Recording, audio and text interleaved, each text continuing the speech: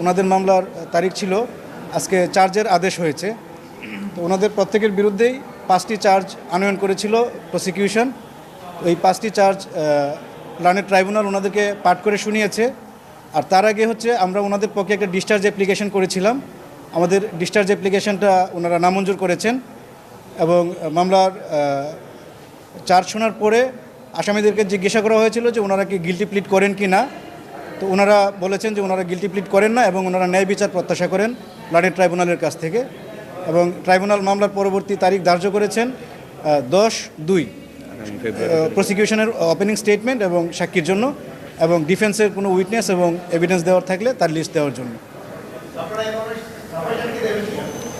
আমরা আমাদের ক্লায়েন্টের সাথে কথা বলেছি, ওনারা চিন্তা করে জানাবেন সাফে সাক্ষী দেবেন কিনা।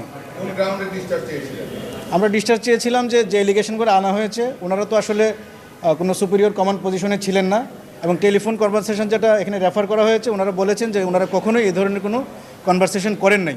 এটা যে কনভারসেশনটা তৈরি করা হয়েছে ওটা ওনারা চ্যালেঞ্জ করেন যে এটা অন্যভাবে তৈরি করা হয়েছে, হয়তো এআই জেনারেটেড।